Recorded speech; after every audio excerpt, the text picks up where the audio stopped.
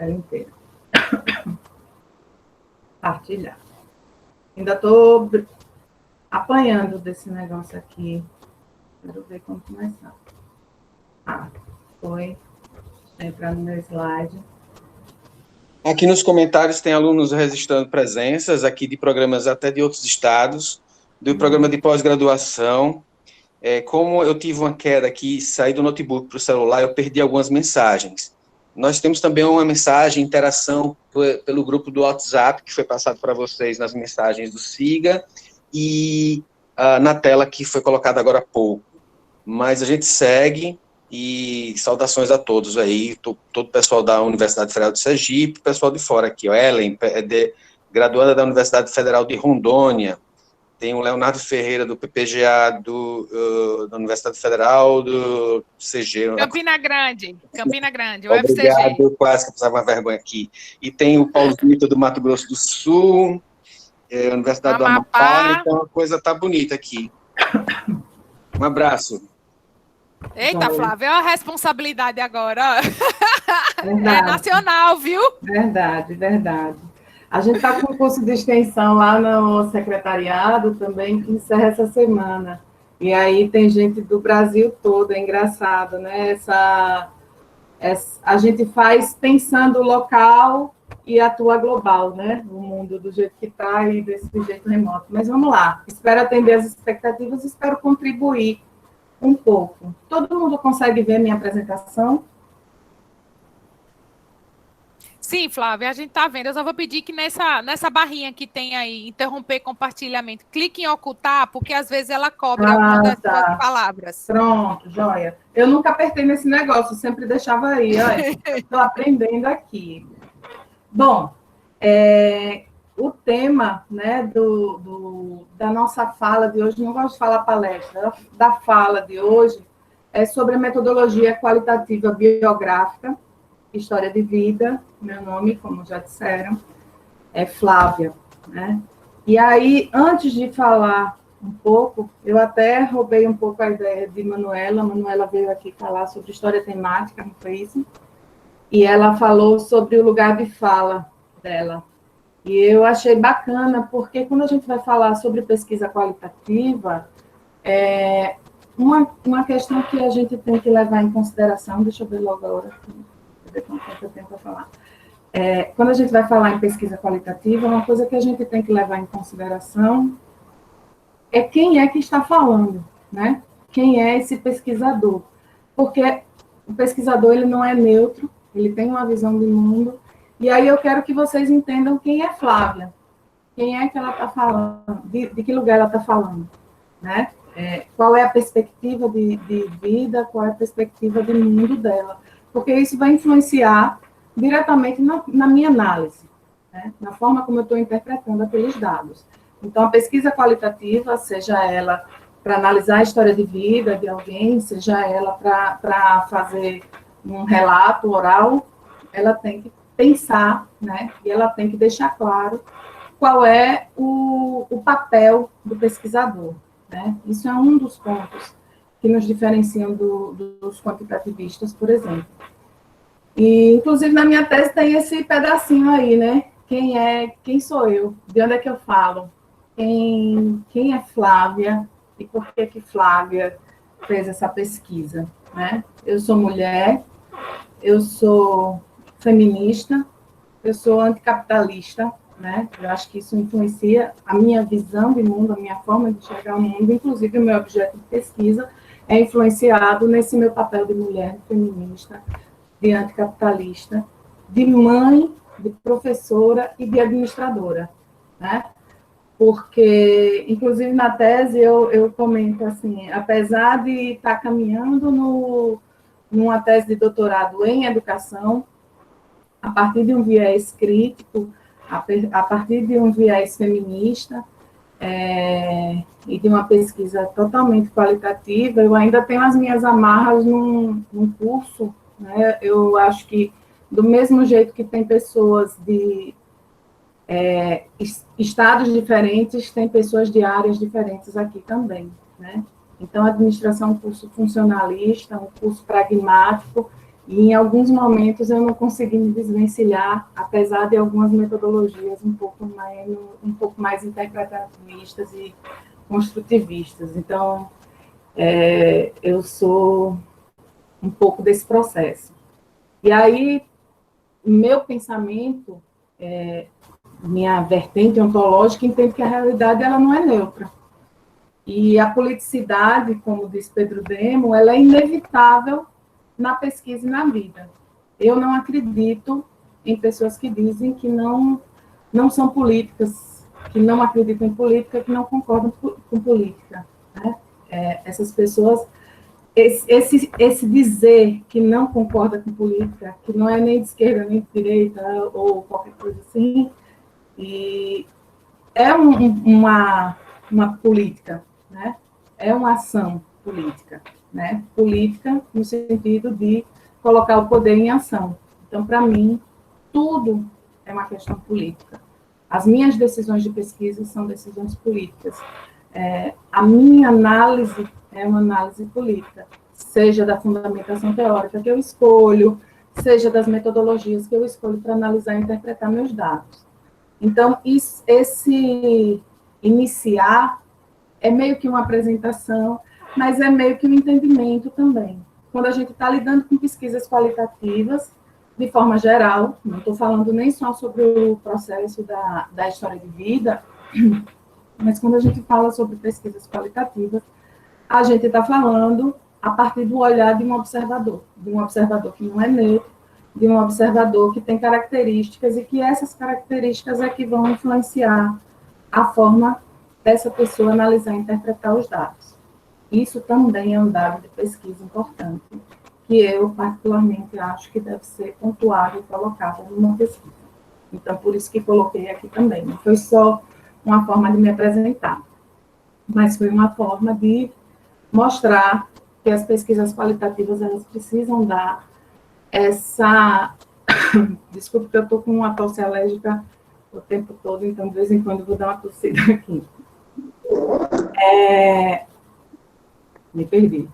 Uma forma de interpretar a realidade, e a pesquisa, ela tem que deixar isso claro, certo? Bom, falando sobre o tema geral, pesquisa biográfica, né? Partindo da ideia de que bio quer dizer vida, gráfica vem de grafia, que é de escrita da vida, né? Isso eu estou falando do sentido mais amplo da metodologia biográfica, até chegar na história de vida, chego lá. Eu tentei organizar meus pensamentos de forma que eu comece falando um pouco dos conceitos gerais, e talvez, para quem essa discussão seja algo muito novo, talvez fique meio disperso no tempo, então tentando achar um caminho mais prático, eu vou chegar lá, tá? Então não se desesperem. Eu só tento trazer os conceitos gerais, começando falando sobre pesquisa biográfica, falando sobre história oral, para depois chegar na história de vida, e daí eu tentei compilar o máximo possível de informações, no sentido de dar uma receitinha, né? Um caminho, um passo a passo que talvez lhe ajude. Porque os estudos sobre história oral, eles partiram de alguns trabalhos na área de sociologia, antropologia, psicologia. Então, a gente tem alguns textos tratando de conceitos que são bem densos. Eu tentei sistematizar de uma forma que ficasse... eu, inclusive, cito alguns no final, nas referências, eu indico algumas referências para vocês, e cheguei a mandar para Marcos alguns textos que eu acho mais simples, né, no sentido de orientar a partir de uma lógica metodológica, de como fazer um passo a passo, mas eu chego lá, tá? Então, não se desespere. Aqui são os conceitos iniciais para a gente entender o conceito, para entender no conceito, a gente pensar como eu faço. Tá, Flávia, eu gostei dessa história de vida. Como é que eu faço? É possível fazer? Se é possível fazer, como é que eu faço? Tá? Então, a gente chega lá. Então, eu resolvi pegar primeiro a história da pesquisa biográfica, né? Falar da vida, escrever sobre a vida de alguém. Biografia significa isso. E a pesquisa biográfica, ela traz como questão central como é que o indivíduo se torna indivíduo, né? Quem é esse indivíduo e como é que ele é construído, né? A partir de quais interações, quais são os seus entornos, quais são os entornos desse indivíduo, seus entornos históricos, sociais, culturais, linguísticos, políticos, econômicos, quais são as representações que essa pessoa faz de si e qual é a sua relação com os outros também. E também a dimensão temporal da sua experiência e sua existência. Então, quando a gente está falando da biografia, a gente está tentando entender o indivíduo como um todo e sua interação com o mundo, né? O indivíduo, ele não é ele sozinho, mas ele é ele a partir de como ele se interage com o mundo e como o mundo interage com ele. Então, a pesquisa biográfica parte dessa questão central. Mas não para por aí, né? O objeto de estudo, o objeto da pesquisa biográfica é o estudo dos modos de constituição do indivíduo enquanto ser social e singular, né? Então, é o estar no mundo e ser do mundo, né? É o indivíduo enquanto pessoa, enquanto interação com o mundo. E aí a pesquisa... Gente, eu treinei hoje de tarde, meu filho ficou rindo, porque ele nunca me viu treinar, porque eu não queria falar bibliográfica, e está saindo bibliográfica. A pesquisa biográfica estabelece uma relação sobre o agir e o pensar humanos, mediante figuras orientadas e articuladas no tempo, que organizam e constroem a experiência segundo a lógica de uma razão narrativa. Vocês viram que eu destaquei esses 3 pontos aqui, né? Tempo, experiência e razão narrativa. Então, quando a gente está falando de biografia, a gente vai determinar um tempo específico em que a gente quer fazer aquela análise. A gente vai analisar a partir da experiência do indivíduo. O importante para a gente é conhecer a experiência que a pessoa teve, a pessoa que vai ser entrevistada, através da fala, né? Através da linguagem. O método biográfico, ele engloba várias modalidades de estudos com histórias de vida. Então, a gente não faz o método biográfico só a partir do relato. A gente precisa de outros tipos de documento para embasar aquele relato também. Isso eu falo um pouquinho mais na frente. O elemento central do método biográfico é a memória. E aí, lembram de Flávia, mãe? Aí botei lá, divertidamente, a caixinha de memórias lá da menina lá, divertidamente, né? É a memória que é importante quando a gente vai fazer uma pesquisa biográfica. Aquilo que a pessoa lembra é importante. É esse rememorar que vai ser importante. Imaginem se a gente for fazer uma pesquisa, né? A gente não quero nem lembrar dessa pandemia, mas vamos dizer que os jovens pesquisadores, daqui a uns 40 anos, que não viveram isso aí, eles vêm pesquisar a gente, os velhinhos que participaram da pandemia. Eu, com certeza, estarei viva, certo? Daqui a 40 anos, fato. E por aí, viajando.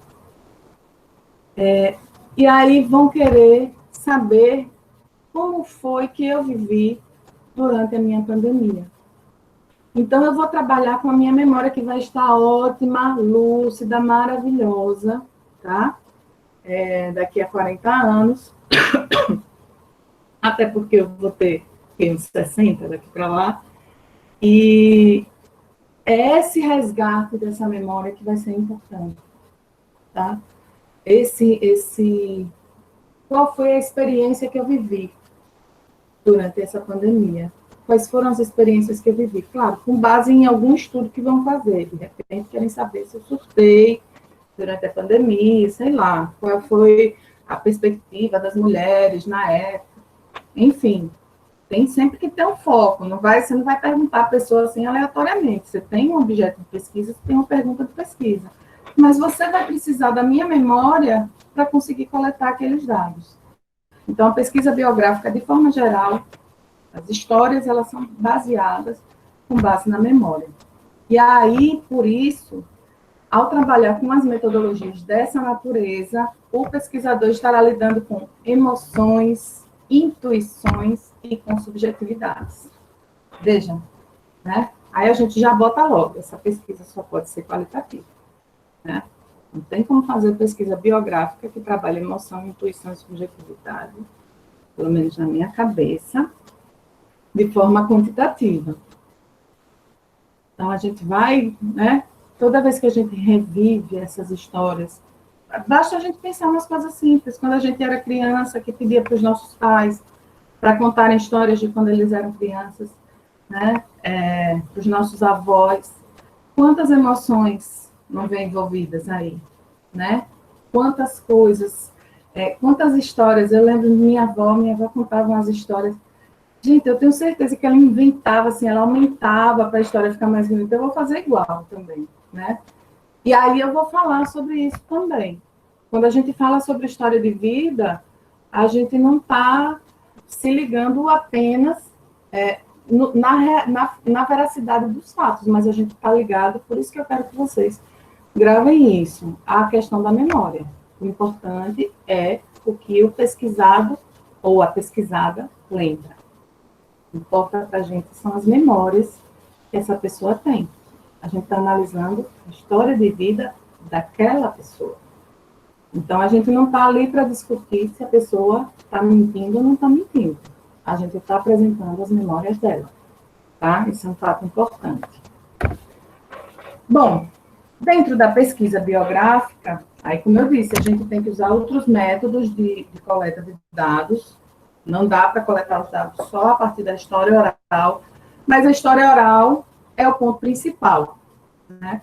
A história oral é o que define o caminho da sua pesquisa. Que caminho vai traçar aí?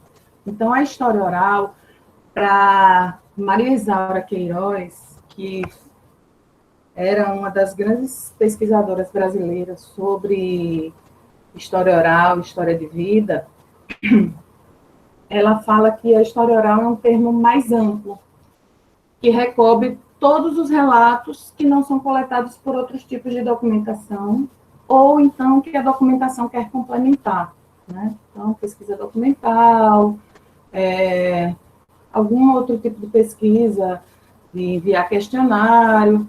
A história oral vai cobrir todos os tipos de relatos, não só a história de vida, mas todos os outros tipos de relatos orais, né, verbalizados. E são coletados por meio de entrevistas, que vão registrar a experiência de uma ou várias pessoas da mesma coletividade. E aí, quando falo isso, eu falo tentando lembrar. Eu acho que talvez a maioria aqui, eu não sei se tem aluno de TCC, que está fazendo, tem gente fazendo TCC, tem gente que está fazendo mestrado, está fazendo doutorado, considerando as amigas que eu tenho aqui, tem gente que é já doutora, mas que também tem que viver fazendo pesquisa. Então, quando a gente faz pesquisa, de forma geral, e talvez todo mundo aqui já tenha essa noção, porque já fizeram um ciclo anterior, mas eu acho sempre importante ressaltar, essa pesquisa, toda e qualquer pesquisa, ela tem que ter uma lógica, né? Que começa de uma pergunta de pesquisa, que está adequada com quem você é, com sua visão de mundo e tal. Uma pergunta de pesquisa, né? Objetivos, que se encaixem numa teoria, que se encaixem numa metodologia. Então, você tem que pensar quem é que eu vou pesquisar, quais são as pessoas que eu vou pesquisar. Então, a história oral, ela passa por uma coleta de entrevistas, que ela pode ser a história oral de uma pessoa só. Ah, professor, é possível pesquisar uma só pessoa? É possível. Eu tenho uma colega que ela fez o TCC dela sobre a história de vida de uma pessoa, né? E também você pode escolher um grupo, como a minha tese de doutorado, eu escolhi um grupo de mulheres para pesquisar, né, de uma mesma coletividade. E a história oral é o termo mais amplo, é coletada por meio de entrevistas, e ela busca a convergência de relatos sobre o mesmo acontecimento ou sobre o mesmo período de tempo. Ou seja, você vai coletar aqueles dados, lembrem, estou falando ainda de história oral, não estou falando de história de vida. Pode ser os próprios relatos que vocês conseguem através de entrevistas, né? Na área de pesquisa qualitativa, a gente faz isso. Minha dissertação de mestrado mesmo, eu peguei relatos de pesquisa, não chegou a ser história oral, né? Eu peguei relatos de pessoas. Eu fiz uma pesquisa na época do mestrado. Eu vou começar a dar exemplos, porque, de repente, fica mais fácil compreender. Eu sempre acho que os exemplos dão uma possibilidade. E esse negócio desse Google Meeting, que a gente bota a apresentação aqui, fora que está todo mundo com as câmeras fechadas também, né? Eu não consigo nem olhar para a cara de ninguém. É muito horrível. É muito horrível, vou dizer. Eu acho que eu estou falando com um computador. Mas, enfim, estou divagando aqui, porque agora estou pensando que não tem ninguém me olhando, nem ninguém me escutando. Então, vamos lá. Então, na minha dissertação de mestrado, eu fiz uma pesquisa, e eu vou falar dela de novo em um outro momento para falar sobre entrevista. Eu fiz uma pesquisa nos teatros da região metropolitana do Recife. E, no primeiro momento, eu fiz uma coleta de dados a partir de questionários com todos os teatros. Passei questionário, eu fui em todos os teatros da região metropolitana do Recife e apliquei questionário em todos eles. Só que depois eu precisava escolher alguns para me aprofundar, né? Eu precisava fazer uma análise sobre as estruturas e processos desses teatros, para facilitar os termos. Eu precisava analisar estruturas, processos e história de alguns teatros, para fazer uma comparação entre eles. Então, eu precisava escolher alguns. Recife, para quem conhece, é uma cidade muito grande, a região metropolitana em si tem Olinda, tem Recife, Jaboatão dos Guararapes. Então, com muitos teatros. Para a gente que é de Aracaju, que está acostumado com o Tobias Barreto e o Ateneu, que na época da minha dissertação de mestrado, que não faz tanto tempo assim, eu acho que só tinha o Ateneu. Então, para vocês terem uma ideia, para mim foi assim, um outro mundo. E eu tive que escolher alguns para determinar um determinado campo, para fazer essa convergência de relatos. Então, primeiro eu tinha os dados. Eu fiz uma pesquisa documental, eu fiz uma pesquisa de questionário, mas depois eu peguei relatos dessas organizações, a partir desses dados que eu tinha, e eu selecionei algumas organizações para analisar e comparar, né? Então, eu busquei algumas organizações para entender essa coletividade, para entender esse grupo que eu estava querendo chamar de teatros da região metropolitana do Recife. Então, eu fiz uma seleção, estabeleci alguns critérios para selecionar e fui fazer entrevistas e pegar relatos orais com essas pessoas, certo? Então, aí não foi história de vida que eu trabalhei na dissertação, tá? Mas eu peguei um pouco da história dos teatros ali. Eu conheci um pouco da história dos teatros através dessas entrevistas, através de narrativas orais dos diretores desses teatros, tá? Pesquisei alguns, estabeleci os critérios e aí tive relatos. Então, por isso que eu estou dizendo, história oral é o conceito mais amplo. Uma história de vida é uma história oral? É, mas nem toda história oral é uma história de vida. É isso que eu estou querendo diferenciar com esse monte de coisa que eu estou falando. Se fosse aula normal, eu ia dizer, alguém tem alguma dúvida, mas se tiver alguma dúvida, manda para o WhatsApp e pergunta, que no final eu respondo. Oi, Flávia. Eu Oi. sei o quanto é chato ficar falando sozinho, mas esses novos tempos está desafiando a todos nós. Eu sei, é porque acaba fazendo um pouco a história de a gente fica com medo de não dar tempo e demorar muito, não é isso?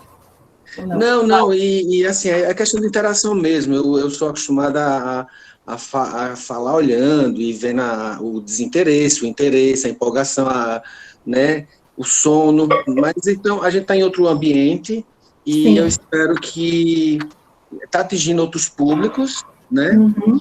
E espero que a gente consiga seguir. Eu estou adorando o que você está falando aí, sem querer atrapalhar, mas se você quiser que algumas perguntas a gente já pode colocando, você quem sabe. Mas está muito claro para a gente, tá certo? Está muito claro. Pronto. Depois eu tenho as perguntinhas aqui para você. O pessoal vai fazer a pergunta aqui pelo chat da plataforma e também pelo grupo. Tá, eu vou deixar seguir a dinâmica que vocês estão. Mas já percebi que eu estou reclamando muito para você ter vindo intervir. Então, vou parar de reclamar sobre essa história de estar falando sozinha com a tela do computador. Já deu para aliviar um pouco o meu coração ouvir sua voz, Marquita. Mal, mas os chats aqui, tá todo mundo dizendo que está ótimo, que você pode continuar aí, que eles vão interagir por aqui. Muito obrigada, tá bom. Então, vamos lá. Então, já fiz a distinção. Toda história de vida é uma história oral, mas nem toda história oral é uma história de vida. E aí, o José Carlos Meire, ele tem, que é um dos outros pesquisadores, eu acho que ele faz parte de um grupo de pesquisa que analisa essa questão da história oral, ele divide em 3 tipos, a história oral em 3 tipos. A história oral de vida, né, que é essa que eu vou conversar um pouco com vocês hoje. Eu espero que eu tenha sistematizado de uma forma que seja mais compreensível. Ela é uma narrativa do conjunto da experiência de vida de uma pessoa. O principal nas entrevistas é a experiência do entrevistado ou entrevistada e sua versão sobre suas experiências de vida, que eu já comentei com vocês isso antes, né? O que importa na história de vida, é o que a pessoa lembra, é a memória dela, é a experiência dela, é o que ela viveu. Lembra nas aulas de filosofia que a gente discute o que é verdade? Pois, o que importa é a verdade da pessoa entrevistada. Não é a minha verdade que importa, tá? Na hora da análise, significa dizer assim, que a gente vai colocar, mesmo sabendo, né, já que a gente faz coleta de dados, pega outras informações, e a gente identifica que a memória da pessoa não foi exatamente aquilo, a gente vai deixar, na análise de dados, aí cabe ao pesquisador, pesquisadora, fazer as correções necessárias, né? Isso aconteceu na minha tese, por exemplo. Eu entrevistei, vou começar a falar um pouco sobre a tese, como eu disse, porque eu acho que os exemplos ajudam um pouco a compreensão. Na minha tese de doutorado, eu analisei, na verdade, a tese de doutorado foi um processo, né, que foi sendo construído. Eu nem pensava em usar a história de vida na minha tese de doutorado, é uma coisa que nem passava pela minha cabeça fazer. Mas ela foi acontecendo durante a pesquisa, e eu fui percebendo a necessidade de fazer a análise a partir da história de vida, né? E, bom, na minha tese de doutorado, eu queria analisar se uma determinada política pública no campo da cultura, ela facilitou o empoderamento de algumas mulheres que trabalham com artesanato, no caso específico, renda de bilro, no município de Poço Redondo, aqui em Sergipe. E eu fiz algumas viagens para Poço Redondo, e mesmo aqui em Aracaju eu fiz algumas entrevistas também, porque algumas das mulheres que trabalhavam na organização que eu resolvi pesquisar moram aqui em Aracaju. E numa dessas minhas viagens, a primeira viagem, aquela que foi assim, para conhecer as pessoas, eu não fui ainda entrevistar, eu fui a primeira vez para Poço Redondo para conhecer as pessoas, para dizer o que eu estava fazendo ali, para explicar que eu ia voltar. E numa dessas primeiras viagens, eu conheci as guardiãs da renda do Bilro, lá de Poço Redondo, né? E, minha gente, elas nem estavam na organização que eu fui pesquisar, mas vocês acham? Eu falando sobre renda de Bilro, no município, e tive a oportunidade, quer conhecer as mulheres que já fazem renda de Bilro aqui desde quando elas... Oxe, quero sim. Elas não participaram da organização, mas elas participaram de algumas atividades e culminou no surgimento dessa organização. E aí eu fui conversar com elas. E uma delas mencionou assim, chegou a comentar assim, porque na época da prefeita fulana de tal, foi que isso aí funcionou. Se não fosse ela trazer isso para cá, não tinha acontecido nada. Então, na memória dela, era essa prefeita a responsável por trazer de volta, trazer o resgate para a renda de Bilro. E eu deixei ela falar isso, né? E coloquei a fala dela sobre isso. Mas também eu tinha dados que me mostravam que a prefeita foi um dos atores participantes desse processo, mas não foi o principal ator participante. Isso aconteceu por causa de uma política pública cultural na época, né? E isso foi influenciado também por uma pesquisa de uma professora da UFES, que identificou, a partir de um trabalho, de uma política cultural também, ela fez uma pesquisa nessa cidade, a partir de um edital do IFAM, e ela descobriu que a renda de Bilro ia acabar morrendo justamente porque essa senhora, né, que era guardiã, tinha pouquíssimas guardiãs da renda. E a partir disso, culminou em outras políticas culturais, com o envolvimento de vários outros atores, e não só a prefeita que teve essa brilhante ideia, sacada, que na cabeça dela foi isso. Então, na cabeça dela foi isso, a memória dela foi isso, e aquela memória dela, ela precisa ser resgatada, e precisa ser apresentada, e precisa ser acolhida, né, como um dado de pesquisa. Mas, ao mesmo tempo, as outras informações que você tem também precisam estar na escrita do seu projeto, para você explicar que, olha, essa foi a memória dela, essa é a lembrança dela a respeito daquele momento. Lembram que pesquisas biográficas têm relação com um determinado tempo? Então, tem a ver com aquele tempo, a memória dela a respeito daquele tempo. Mas outros dados nos mostram, aí você apresenta os dados, tá? Como uma pesquisa normal. Então, a história oral de vida, ela traz essa experiência da pessoa, e essa experiência é importante, mas não quer dizer que o pesquisador não vai se ater aos fatos, ok? Pesquisa tem que estar atento aos fatos. Segunda divisão, para Meire, é a história oral temática, né?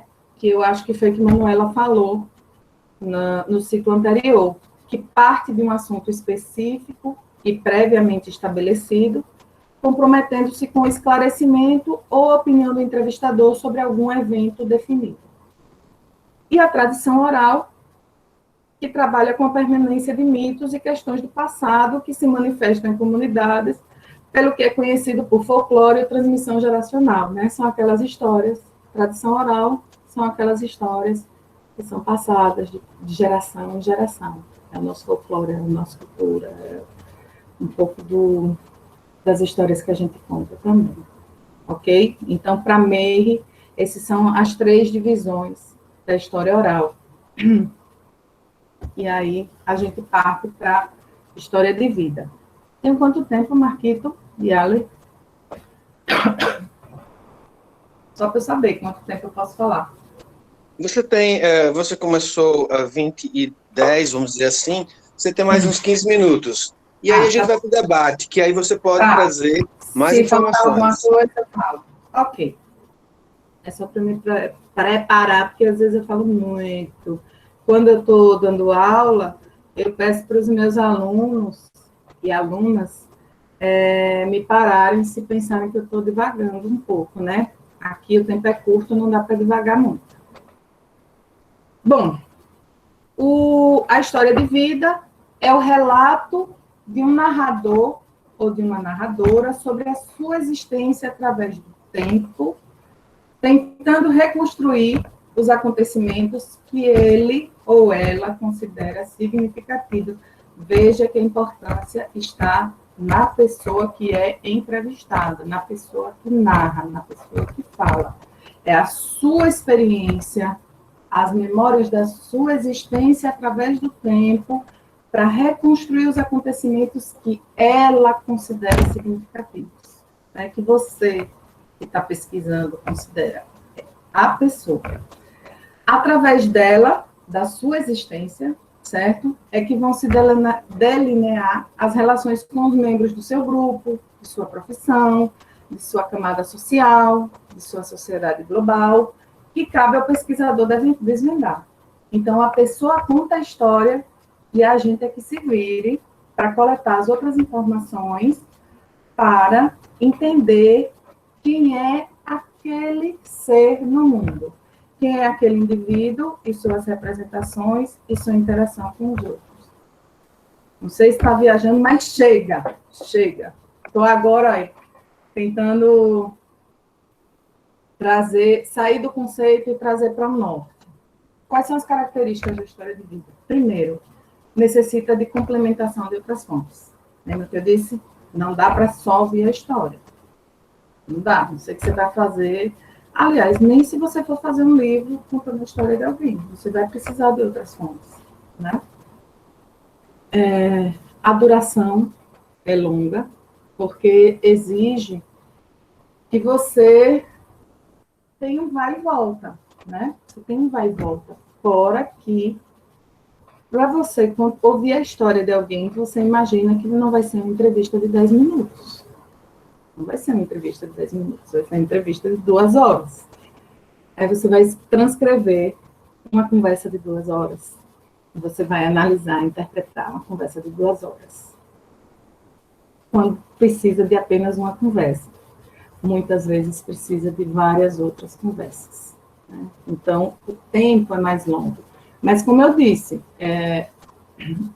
então, o tempo é mais longo significa dizer que se eu fizer um TCC, eu não tenho como fazer? Tem uma colega que fez. Mas aí você delimita bem o que é que você quer, escolhe uma pessoa só e vai dentro do planejado, porque aí dá tempo de fazer, ok? Tem que ser planejado. E uma outra característica é que o pesquisador ou pesquisadora tem que se conservar o mais silencioso ou silenciosa possível. Só que isso não significa ausência, mas as suas interferências devem ser mínimas. E aí, pelo que eu lembro da programação, lá para o final, vocês vão falar, vai ter alguém falando um pouco sobre entrevista. E, gente, olha, entrevista para pegar relato já é uma coisa assim, que precisa de um planejamento, precisa de uma organização, inclusive mental, você precisa estar bem, porque assim, depois de uma entrevista, você sai acabado. Quem já fez entrevista sabe. A gente sai acabado. Então, você ter que estar em silêncio, porque você não pode conduzir a memória da pessoa. A pessoa está falando a experiência dela, a vida dela, mas ao mesmo tempo você não pode deixar a pessoa fugir demais da história. Isso dá um trabalho gigante, gigante. Isso exige da pessoa que está fazendo a pesquisa, do entrevistador, uma experiência de pesquisa mesmo, tá? Então, vai fazer entrevista a gente pensa, é só conversar com a pessoa, é um método simples. Não é tão simples assim. Tem toda uma preparação que precisa ser feita e toda uma atenção que precisa ser dada ali, àquela discussão. Algumas vezes, quando eu dou aula, eu gosto de passar texto para os alunos e as alunas debaterem. E aí sempre tem aquele aluno, né? Que eu tenho certeza que nenhum de vocês aqui faz isso, mas sempre tem um aluno que diz que quando a gente passa texto, que são vocês que têm que debater, ou então que são trabalho, que vocês que têm que apresentar, e diz que a gente está enrolando, que não quer dar aula. Gente, eu dou 10 aulas felizes se eu não tiver que dar ficar prestando atenção nas apresentações, sabe? O esforço de dar aula é muito menor. É muito menor. O esforço de eu chegar aqui para vocês e falar é muito menor do que eu prestar atenção e ter que avaliar em cada palavra que vocês estão dizendo. Imagine esse esforço, certo? É a mesma coisa de uma apresentação de trabalho, quando vocês estão apresentando trabalho, fazendo debate. É muito desgastante para o professor fazer com que as ideias estejam concatenadas ali. Avaliar se o que vocês estão falando e se como vocês estão falando, se vocês estudaram e compreenderam o assunto, ou se vocês estão explicando alguma coisa errada para a gente corrigir. É a mesma coisa na entrevista. Se você não tem esse jogo de cintura, você deixa a entrevista caminhar por outros caminhos, tá? Então, a história de vida, ela precisa de outros objetos, outras formas de coleta de dados. Ela é uma coisa longa, não vai ser uma coisa rápida. E você, enquanto pesquisador, pesquisadora, você precisa ter consciência de que o protagonista é o entrevistado. Mas você também não pode deixar correr solto demais. Difícil. E aí, olha, tá vendo como já tá ficando uma coisinha mais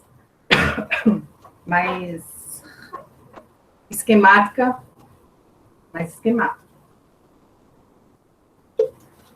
Tá ótimo, Flávia. Tá me ouvindo? Tô. Falta 10 Então tá minutos. ótimo, porque você também enviou um material e já foi enviado pelo SIGA para todos os participantes. Certo. Viu? Tá. Valeu. E como é que eu utilizo a técnica de história de vida? Primeira coisa, escolher um informante, né? Escolher a pessoa que vai ser entrevistada, ou as pessoas. História de vida precisa ser só uma pessoa? Não. Eu entrevistei um grupo de mulheres que faziam parte de uma organização. E quem é que vai definir quem são esses informantes? O guia que vai definir isso são os objetivos da pesquisa. Lembra que eu falei lá na frente? Objetivo, encaixado na teoria, encaixado no método. Os objetivos de sua pesquisa que vão lhe dizer. Então, quando eu digo isso, veja o que aconteceu na minha tese. Minha tese, o meu foco era estudar a política cultural, tá? A política cultural feita na época do governo Lula, o ministro era Gilberto Gil, que era chamada pontos de cultura, né? Cultura viva, a partir dos pontos de cultura. A Alessandra, inclusive, estudou os pontos de cultura na Beatriz, que está aqui também. E aí, o que aconteceu quando eu fui em campo? Os pontos de cultura aqui do estado, aqui o estado de Sergipe, depois que Deda saiu, não estava mais com nenhum ponto de cultura, assim, recebendo. Tem alguns finalizando os editais, e foi a maior dificuldade para acessar esses pontos. Na verdade, o foco da tese era entender se aquela política ela era capaz de dar empoderamento às mulheres. E, no final das contas, só uma organização me deu um feedback. E aí, pronto, abracei ela, né, com todo o meu amor e carinho, e foi com ela que eu fiquei até o fim. E quando eu comecei a conversar e a ler e a pesquisar sobre essa organização específica, e a sua atuação, e a sua história, e como ela surgiu, e sua relação com o ambiente em qual ela fazia parte, e os atores que estavam envolvidos, eu fiz, gente, eu só vou conseguir entender se esse negócio aqui se essa política ela foi importante para o empoderamento, se eu ouvir essas mulheres que trabalharam nessa organização. Se elas me disserem como foi que a vida delas mudou a partir dessa política cultural. Então, você vê que, na verdade, eu não estava pensando na vida das mulheres, eu estava pensando em pegar alguns relatos para saber, e aí, gostou, foi legal, não, sabe? Não eram perguntas específicas, mas o meu questionário de pesquisa era uma coisa assim, muito cheio de perguntas.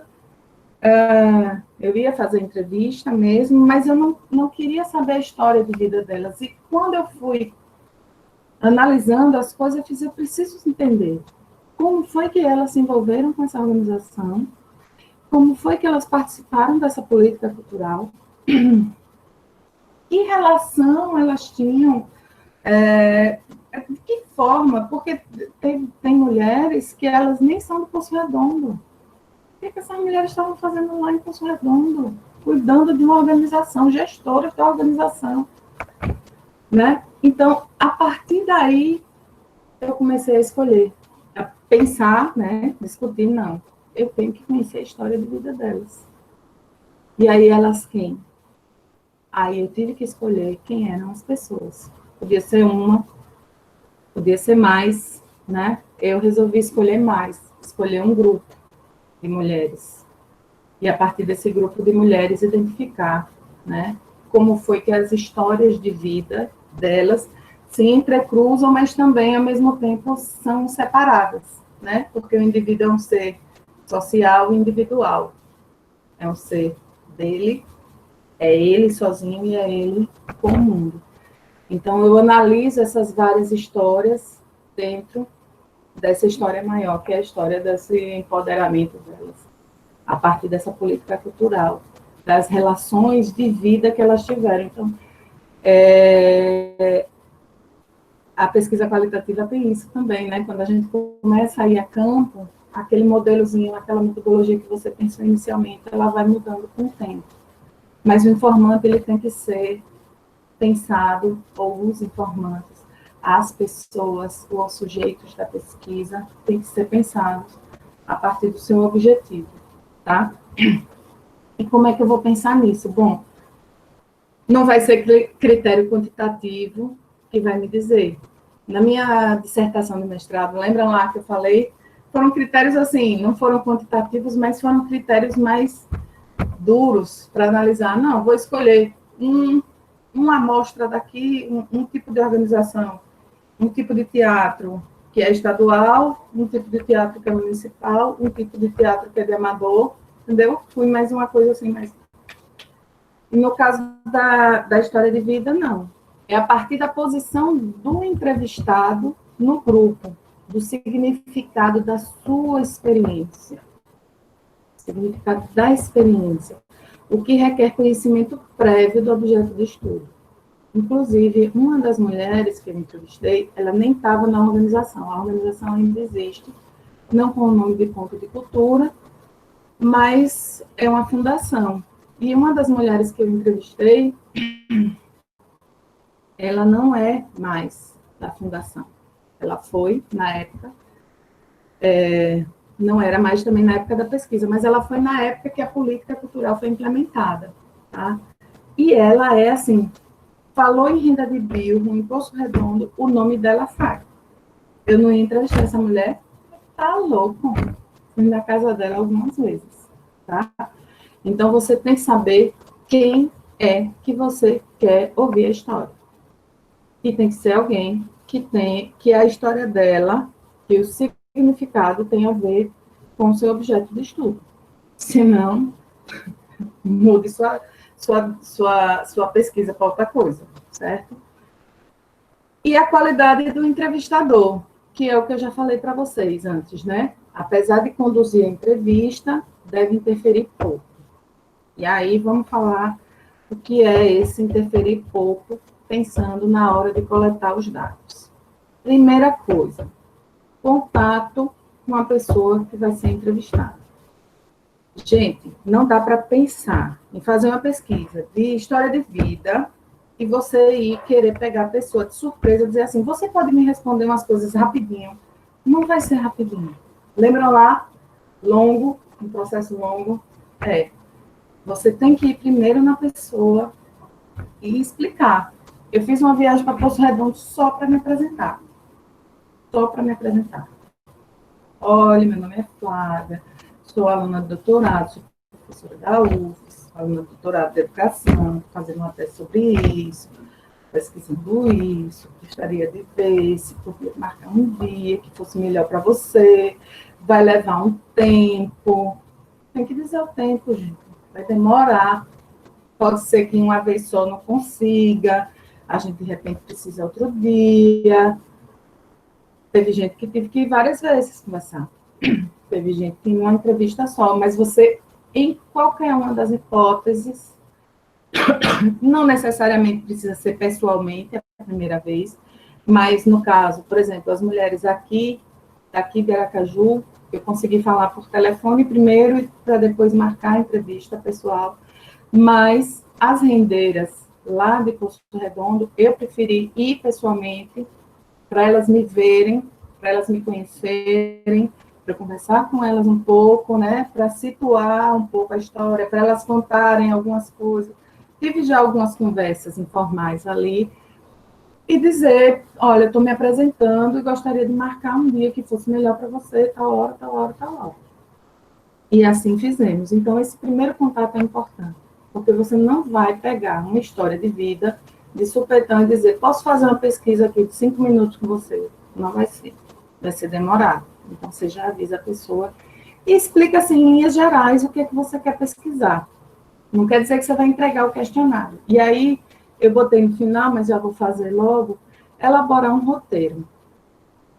Tem que elaborar, gente. Por mais que você interfira o mínimo possível, você tem algumas perguntas que a sua teoria lá lhe pediu, algumas variáveis que você quer analisar, algumas questões que você quer entender.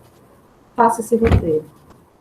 Se não quiser olhar o papel, memorize, mas faça. Tem roteiro, porque sem o roteiro, principalmente se for um entrevistador ou entrevistadora, sem experiência, lembram que você está lidando com memórias, e essas memórias, elas podem devagar sair para um outro espaço. Aí eu volto para minha, cada pesquisa a gente traz lições. E a dissertação do mestrado foi assim, a primeira grande pesquisa, né? E eu lembro, quando eu cheguei em Recife, eu não sou de Recife, sou daqui de Aracaju, cheguei em Recife e não sabia nada sobre teatro. Por que teve essa ideia, Flávia? Porque já era uma pesquisa que meu orientador queria fazer, eu fui fazer. O que meu orientador queria que eu fizesse, né? Óbvio. E eu me virei para descobrir e estudar as coisas que ele queria que eu estudasse. Enfim, cheguei lá, um amigo meu de Recife disse assim, Flávia, consegui para você uma entrevista com o cara do teatro em Recife. O cara. Ele sabe tudo, é a pessoa mais influente, não sei o quê. Meu Deus, que maravilha, marcado, tal. Aí eu fiz, eu não vou nem fazer, eu não vou elaborar a pergunta, porque esse cara vai me dizer tudo o que eu quero. A partir da entrevista dele, é que eu vou começar a pensar onde é que eu coleto os dados. Olha que burra, minha gente. Eu passei 2 horas conversando com esse cara. Quando eu fui transcrever os dados, eu não estava fazendo história de vida, não. Eu fui fazer uma entrevista com ele de análise de campo para tentar conhecer o campo. Aí eu fui transcrever. Aí eu resolvi, como foram 2 horas de entrevista, eu resolvi transcrever só o que era importante para a minha dissertação. Não deu uma página. Essa entrevista de 2 horas não deu uma página. Por quê? Porque eu não tinha feito o bendito do roteiro. E eu percebi que ele não estava falando nada do que eu queria, mas eu não sabia como é que eu fazia ele voltar para os trilhos, porque eu não tinha feito os trilhos. Entendeu? Então, qualquer entrevista e na história de vida, você vai ficar caladinho, mas se a pessoa viajar, você, volta aqui, ok? Então, dois pontos importantes. E o terceiro ponto importante para qualquer pesquisador qualitativo é um diário de campo. Acabou a entrevista, anota tudo. Porque a entrevista, ela pode ser gravada, ela pode ser filmada. As minhas não foram filmadas, certo? Foram gravadas com um gravador. Pedi para elas para gravar e tal, foram gravadas. Mas o corpo fala, né, gente? O corpo fala. Então, no gravador, a gente ouve a entonação e quando a gente escuta de novo, a gente lembra daquela entonação, mas tem coisas que aconteceram na hora e se você não anotar, você esquece. Então, tem um diário de campo. Seja para fazer qualquer tipo de coleta na área qualitativa. Tem um diário de campo. Foi fazer entrevista, acabou a entrevista, chegou em casa, começa a anotar tudo que você observou. Depois você vai cruzar os dados com os dados da entrevista que você coletou, certo? Isso é super importante. Porque através daí, você consegue lembrar algumas coisas. Por exemplo, uma das mulheres que eu entrevistei, ela estava contando lá a história dela, eu perguntei lá desde quando ela nasceu, de quando era criança, como é que se relacionava com essa parte de artesanato, de cultura e tal. Ela foi me contando, começou em São Paulo, não sei o quê, conheceu mais do lado, veio para Poço Redondo, e aí começou a atuar nos pontos de cultura, para aprender a fazer renda de birro, sempre achou bonito, que a avó dela fazia, tá vendo? A história lá, a avó dela fazia renda de birro, ela sempre achou bonito, mas nunca aprendeu, resolveu aprender. E eu estava conversando com ela na varanda da casa dela. O marido, a varanda da casa dela, é varanda da casa dela, mas ela tem um comérciozinho, uma vendazinha de coisa. E o marido estava na calçada, assim, bem perto da gente, conversando com os amigos, porque se alguém chegasse para comprar alguma coisa, ele estava ali. E tem uma hora que ela diz assim, esse aqui, ele, quando eu comecei a viajar, ele começava a dizer que o avião ia cair. Aí, ela ria, mas ela ria alto para ele escutar. Ele não estava do lado da gente, ele estava do lado de fora da varanda. Mas se ela falasse alto, ele escutava. Ela, eu quero acreditar. Ela aumentou o tom de voz para falar isso, né? E quando eu cheguei em casa, eu quero acreditar que era brincadeira, mas ele falava.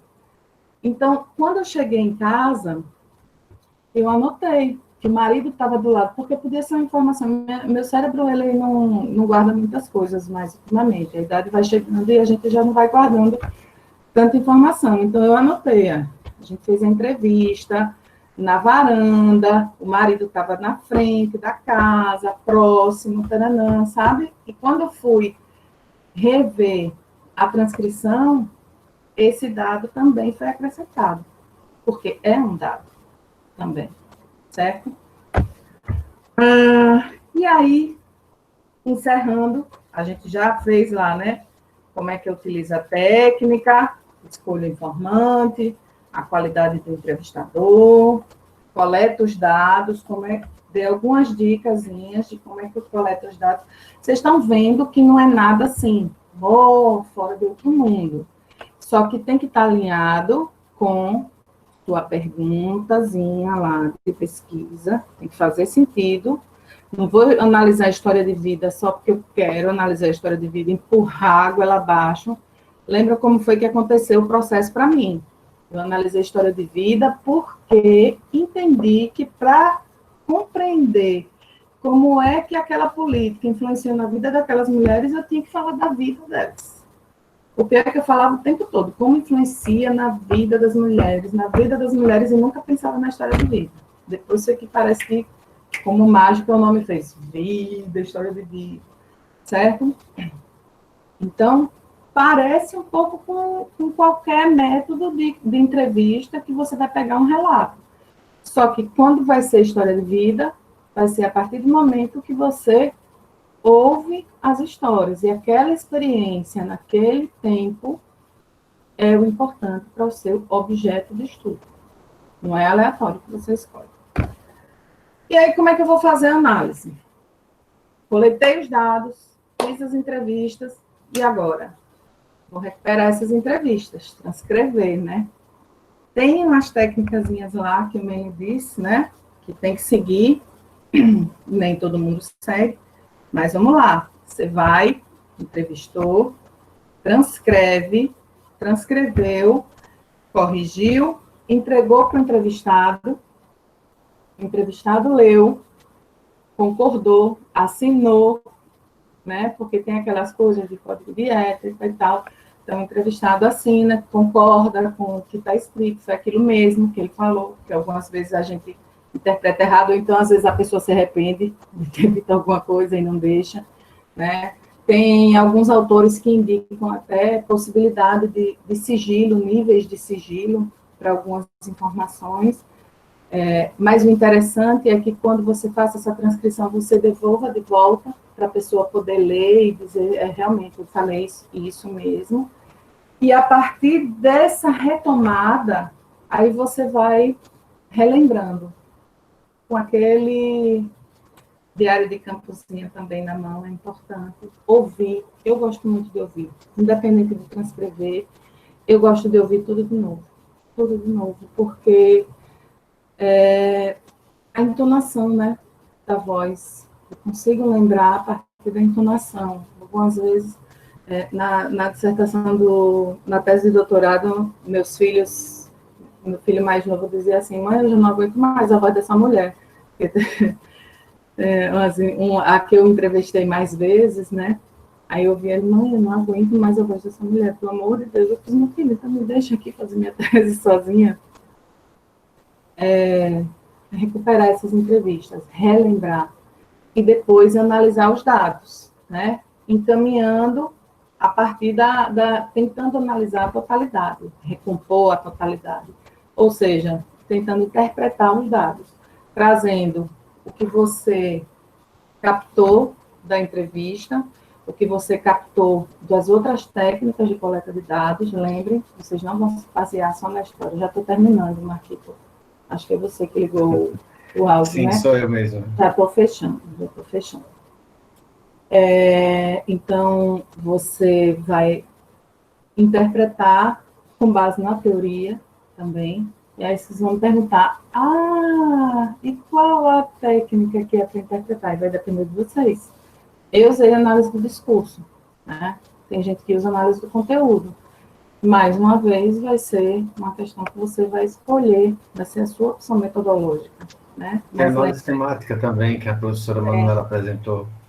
Exatamente. Então, você vai ter a sua forma de interpretar aqueles dados que foram coletados. Aí eu trouxe aqui algumas, não são todas, são algumas referências que eu considero que são importantes para vocês, como o Marcos passou isso para vocês depois olham, dão uma lidinha. Mandei uns 2 textos, não são as que são mais importantes, mas eu achei que são as mais práticas na hora de pensar. Quero fazer? Vou fazer por aqui.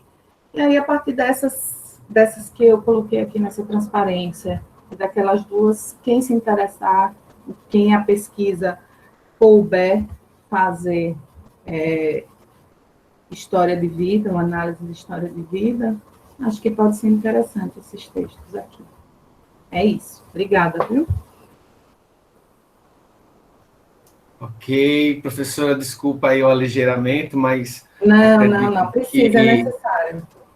Conseguimos cumprir aqui, pelo menos a sua fala, e você trazendo também a sua experiência e o seu envolvimento. Eu acho interessantíssimo, porque você fala com alguém que respeita a ciência e a partir disso você se envolve, né? Não tem como separar as coisas. Está muito claro isso. Bom, eu estou aqui agora porque teve uma falta de energia aqui no bairro e já se restabeleceu, mas vamos agora seguir. Até o aluno disse assim que eu estava muito objetivo, é que eu não queria atrapalhar, né, com o meu problema. Os meus problemas eu resolvo aqui, mas acho que seguiu direitinho. Tem algumas perguntas, e eu também tenho, né, eu tenho curiosidade por esse assunto. Uma das perguntas que surgiram aqui no grupo do WhatsApp, deixa eu pegar aqui, de Paulo Vitor. Flávia, a pesquisa biográfica, a culpa é sua, é bem ampla. Nesse sentido, é permitido pegar um grupo de pessoas que exercem a mesma função em um projeto ou parceria específica em localidades diferentes e realizar convergência com o intuito de compreender como a identidade desses profissionais, em específico, é construída ou desconstruída dentro do projeto ou parceria. Acho que ele está falando aqui de ir a um grupo de pessoas e escutar a história de vida dessas pessoas, que é mais ou menos a sua pesquisa, né, Flávia? Uhum. Sim, assim, baseado nessas informações, é possível. Tem que analisar se vai ser possível você ir conhecer todas essas histórias, né? Lembrem que a pesquisa qualitativa não necessariamente precisa de uma quantidade X de pessoas para a gente analisar e interpretar os dados. Uma história pode ser a história que você conte, né? Mas baseado nessas informações, sim, é possível. É possível. Mas tem que ver se vai ser possível para você fazer a pesquisa, tem que ver se faz sentido com a sua pergunta de pesquisa, apesar de você ter explicado aí brevemente, mas é difícil, né, a gente responder uma pergunta dessa sem ler, com mais propriedade, analisar e interpretar. Mas, teoricamente, sim, é possível. Se fizer sentido para a sua pesquisa, sim. Não precisa ser de uma única história. Eu lembrei de um livro chamado Lembrança de Velhos, Memória e Sociedade, Lembrança de Velhos, de Eclebose. E ela entrevistou idosos de um determinado bairro, e essas histórias, elas puseram um relato bem interessante. Esse daqui, ó, deixa eu ver, que eu não estou me vendo aqui. Minha câmera está ok, ok. Então tem esse livro aqui também, que eu acho que isso ajuda bastante a entender como esses depoimentos, eles construíram, né, um conhecimento coletivo e social. Deixa eu ver aqui uma outra pergunta que está aqui no chat, de a professora Marta sempre presente, não é a nossa colega, é outro participante aqui muito assídua, Diógenes Calado. Se observarmos que essa questão do resgate histórico, do resgate da memória, é algo que remete a contar aquela história tal como aconteceu, fico me perguntando como nessa relação de rememorar, as relações com as coisas esquecidas se dão. Me refiro à relação lembrança, esquecimento. Será que podemos contar uma história tal como ela foi, em se tratando de um resgate, ou será que se tratando de um processo mnemônico, nós vamos nos aproximar do que aconteceu? Então, inclusive tem história, você faz pesquisa biográfica de pessoas mortas, inclusive, né? Só para trazer um pouco, assim, dessa questão do esquecimento, você pode fazer uma pesquisa biográfica de alguém que já morreu, e aí vai por isso que é necessário os outros dados também para coletar, porque sim, algumas coisas vão ficar esquecidas, sim, algumas coisas, nem os documentos, nem as outras fontes que você procurar, você vai conseguir. O que vai importar naquele momento, uma palavra que eu acho que é importante quando a gente está falando de história de vida, é a experiência. Eu acho que essa é uma palavra chave para entender as pesquisas sobre história de vida, porque você quer conhecer a experiência da pessoa. E aí, sim, de fato, a experiência vai influenciar algumas coisas esquecidas ou algumas coisas viajadas. É como eu disse, minha avó, quando contava história, ela contava a experiência dela de uma forma fantástica para mim, mas para minha avó, uma ferida que minha mãe depois explicou que era uma ferida que ela tinha na perna por causa de um problema de varizes, ela me contou que era ela fugindo de Lampião, entendeu? Para mim, a história era aquela ferida na perna da minha avó era Lampião, e é essa experiência que ela me conta que é o importante na história de vida. Só que eu ficava só na história de vida, não estava fazendo nenhuma pesquisa, né? Na pesquisa eu preciso fazer essas análises e entender se aquela pessoa que me contou isso, ela realmente viajou e se aconteceu algo semelhante para poder cruzar os dados. Mas sim, pode acontecer dos esquecimentos, é fato. Não é uma pesquisa quantitativa que precisa generalizar ou está tudo posto ali, né? Isso precisa também estar claro. Esse dizer isso tem que estar claro também, né?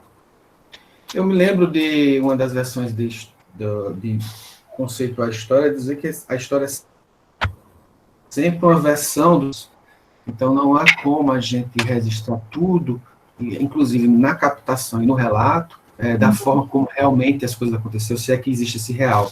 Essa pergunta me lembrou um pouco da abordagem, um pouco da psicanálise, que às vezes a fala do sujeito representa muitas vezes fantasias ou construções subjetivas que não compõem aquilo ali. Mas isso é um outro campo que pode estar associado. Eu acho que quando a gente entrevista as pessoas que você, às vezes, os exemplos que você deu, não está dentro desse campo tão fantasioso, né, como naquele filme As Histórias de Pi, né, que ele monta uma história para poder se confortar de uma tragédia que aconteceu. E no final ela pergunta, qual é a versão que você quer? Né? Flávia, essas perguntas estão interessantes, eu vou fazer uma pergunta mais simples. Então, a gente confundiu muito aqui a questão de biografia e bibliografia. Né? E por que isso? Assim, é possível uma história de vida consultando biografias? Eu estou indo bem assim, bem simples, porque é possível montar um... Mas não seria história oral, a não ser que a gente... Não, porque não. Uma história de vida montando biografias seria uma biografia, que você está dizendo. Você, para montar uma história de vida, a pessoa tem que estar viva, né? Não vou montar a história de vida a partir de um relato oral de alguém, a não ser que eu tenha uma possibilidade de fazer uma sessão no centro espírita e conversar pessoalmente com essa pessoa, né? Mas eu posso utilizar a bibliografia das biografias anteriores para fazer um complemento daquele outro novo relato daquela pessoa, mas a pessoa precisa estar viva para fazer história de vida. Sim, sim. É diferente ele vai biográfica. A biografia, sim, eu posso contar a biografia mesmo com a pessoa morta, mas a história de vida precisa do relato oral.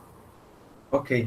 E ele compõe, porque muitas vezes os alunos, quando vai colocar a metodologia, ele coloca que a pesquisa também foi bibliográfica. Não significa que por ter consultado livros, a pesquisa é bibliográfica. Ela não tem essa característica, né? Isso. E qual a diferença, então, de captar a história? Deixa eu ver se tem mais alguma pergunta aqui e aqui, mas por enquanto eu vou fazendo essas bem, assim, mais simples.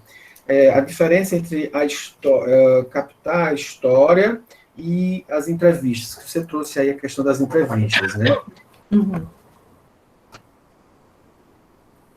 Existe... Você deu um exemplo também de quando você estava entrevistando alguém, você captou mais do que uma simples entrevista, né? Você vivenciou algo com alguém. Sim, eu não sei se eu entendi muito bem sua pergunta. Você quer saber o que é entrevista traz. É isso? Qual seria a diferença de uma pura entrevista para uma história oral? Bom, uma entrevista, como eu falei assim, uma história oral, ela é o sentido mais amplo.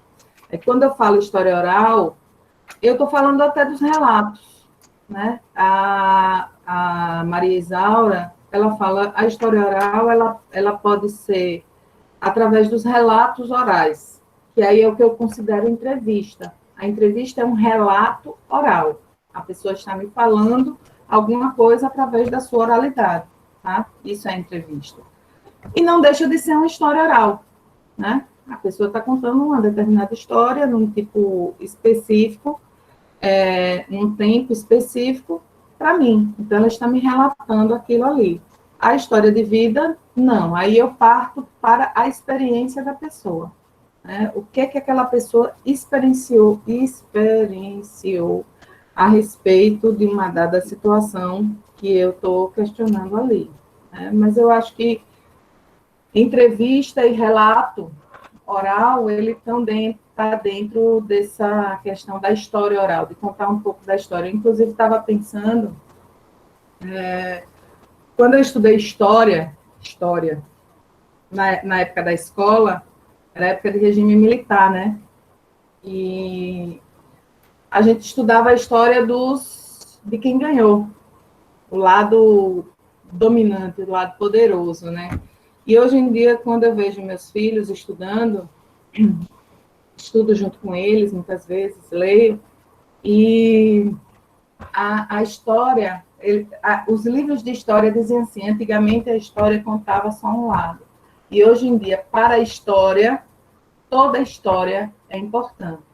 A história de seu Zé, que estava passando na rua na hora daquele dado histórico, é uma história também. A forma como o seu Zé entendeu aquilo ali. Então, eles mostram que a história está até numa colher de um tempo antigo, né? Mas a história oral, especificamente, ela pode ser um relato. Então, a entrevista pode ser uma história oral? Pode. É um relato oral, mas não é história de vida. Entendeu? É a história dos pequenos personagens, né? Isso. E que tem até um filme chamado Nós que Aqui Estamos, por Vós Esperamos, que é a frasezinha que tem em alguns cemitérios. É um documentário de um brasileiro, Marcelo Massagão, que traz algumas imagens e música sobre isso. Tem algumas perguntas aqui que surgiram, nosso tempo está um pouco apertado, já é 9h27 aqui, mas a gente vai cumprir a nossa 1h30, e vamos aproveitar aqui. A Marta Bragança dá os parabéns, a Lívia, poucas coisas prendem minha atenção quando estou de enxaqueca.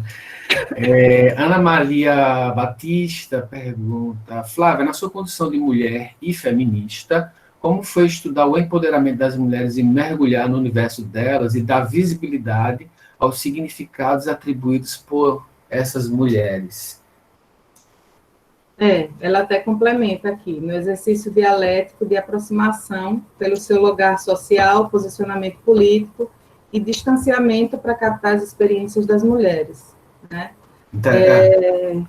Ana Márcia, veja, isso eu precisei deixar claro na tese, né? Por isso que eu disse, eu tenho que dizer quem eu sou, qual é a minha posição, porque primeiro que eu era diferente de muitas daquelas mulheres, mas eu era igual a algumas delas também. Por exemplo, as que gerenciavam a organização, elas tinham muita aproximação comigo. Teve uma que eu fiz uma entrevista e eu era ela, sabe? Eu me vi nela, eu me enxerguei nela, eu disse a ela, quando acabou a entrevista, meu Deus do céu, a gente é muito parecida. E uma outra, que foi a que eu mais entrevistei, que era presidente da fundação, a gente descobriu, apesar da idade, né, diferente, mas a gente descobriu muitas semelhanças também, inclusive pessoas, eu conheço os filhos dela, acabei descobrindo depois, né, pessoas em comum. Então, esse processo é interessante, mas, ao mesmo tempo, esse me distanciar e me entender como diferente das outras mulheres também, né, e das suas lutas, cada uma das lutas daquelas mulheres que separaram do marido, que conseguiram, a partir daquele trabalho, separar do marido, dizer assim, tchau, de ouvir opressões dentro de casa e conseguir, a partir do trabalho com a renda de bilro, ganhar destaque dentro de casa e fazer com que o marido começasse a lavar um prato dentro de casa. Isso tudo é emocionante, porque é isso que a Ana Márcia completou aqui, dar visibilidade às minorias, sabe? O meu objetivo, o meu foco era ouvir essas minorias. Quando eu analiso o campo da cultura, que é um campo que eu particularmente gosto, né? E é um campo que eu pesquiso, eu quero dar ouvido a essas minorias. Eu quero analisar, enquanto administradora, outras formas de organizar, outras formas de gerenciar, outras formas de se relacionar, de estar no mundo. Então, essa possibilidade, a partir de ouvir aquelas histórias, e entender, e me colocar naquela posição também, sabe? E de perceber também muitas semelhanças com aquelas mulheres, ao mesmo tempo tão distantes de mim, tão diferentes de mim, com a história de vida tão diferente, mas ao mesmo tempo tão igual em alguns aspectos. Bom, para mim é libertador. Eu estou até gostando de falar isso sem chorar, porque eu sou chorona. Mas é emocionante. Para mim, cada história daquela foi emocionante. E poder dar essa possibilidade de ouvir. Eu percebia que elas sentiam que era importante, sabe? Quando eu estava lá conversando, eu sentia que elas tinham prazer em contar aquela história delas, sabe? De serem ouvidas, de escutar um pouco ali. Então, eu gostei muito de fazer, me senti fazendo alguma coisa, sei lá, dizendo alguma coisa ou participando de alguma coisa. Ok, Flávia, eu reitero aqui o prazer de ter você como amiga, professora, e toda a sua experiência, e acho que um grande recado que fica é que, além da rigidez da ciência e dos seus tratados e rigores, eu acho que a gente não pode esquecer de que há lugar para essa subjetividade do próprio pesquisador. E sei que você é chorona mesmo, e acho isso fantástico, porque é uma maneira de estar ali se relacionando. Algumas outras perguntas que surgirem a gente pode estar enviando para a professora, e chegou até alguém agora querendo participar da reunião, eu vou até autorizar aqui. E queria dizer que, muito obrigado, a abertura está sendo muito elogiada, sua fala também. Conseguimos atingir o nosso objetivo do seminário, que é desmistificar a pesquisa científica, mas considerar também os seus rigores, né? Porque é perigoso aí quando a gente vê médicos se confundindo com curandeiros e outros tantos exemplos tristes que a gente vê aí em nome da ciência e de uma politicagem aí. Queria deixar as últimas palavras para você, depois eu vou fazer o encerramento com alguns avisos para os participantes. Eu agradeço mais uma vez o convite. Como eu disse, esse tempo de ensino remoto e atividades remotas não é algo que eu estou gostando. Se fizerem pesquisa comigo daqui a 40 anos, não vai ser algo que eu vou lembrar com felicidade, mas esses momentos específicos de troca são momentos de aproximação também e de rever rostos e conversar um pouco com essas pessoas que eu não consigo encontrar, né? A Ana Márcia mesmo está lá tão longe de mim, em Recife, e a Alessandra também.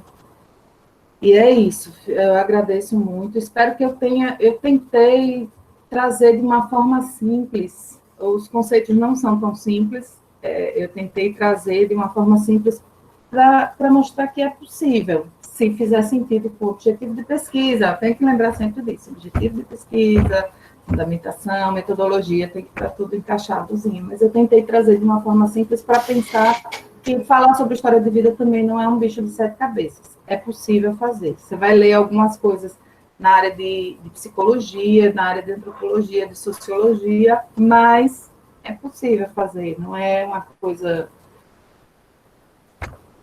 com treino, é possível. para manter esses rigores metodológicos. Obrigada, muito obrigada. Eu adorei participar. Se quiser, me chame de novo. Abrimos com chave de ouro. Na quinta-feira, temos uma outra professora, a professora Marta Suzana. Ela vai trazer também suas experiências, né, alguém que coordena um programa de pós-graduação, mestrado, nossa parceira, nossa colega, e vai trabalhar conosco. Então, Flávia, muito obrigado mais uma vez. O material vou reenviar, que o pessoal está pedindo. Tem o pessoal aqui elogiando, Marta Bragança dizendo que está indo para outra live, tadinha, e o pessoal aí também. Eu vou dar os avisos aqui, Flávia, para o pessoal, umas coisas rápidas. Um abraço, obrigado, tá? Pessoal, a lista de presença é sempre uma pergunta que é recorrente, ela é gerada pelo sistema. Quando vocês entram, a gente fica capturando essa lista de presença, tá certo? Que mais, pessoal, tem dúvidas? Na quinta-feira nós temos outro encontro, o link, a gente vai verificar se é possível repetir e iremos de toda forma, replicar e enviar em mensagem para todos, tá bom? Então, não se preocupe em relação a isso. No final do evento, a gente disponibiliza todas as gravações das palestras e também o material enviado via link. Eu vou enviando no Siga o material conforme for acontecendo. Então, esperamos por vocês na quinta-feira. Divulgue aí com seus colegas, na sua instituição. E um abraço a todo mundo aí, tá? E obrigado pela participação, elogios, o pessoal está participando aí no chat, bem legal. Vou deixar aqui ativo. A todos uma boa noite. Professora Alessandra, obrigado. Pessoal do Das Live, obrigado. Professor Vinícius, obrigado. E todos os participantes aí, tá bom?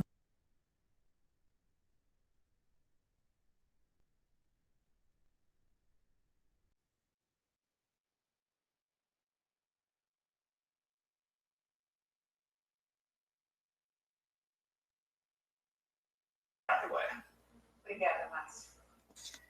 Até amanhã.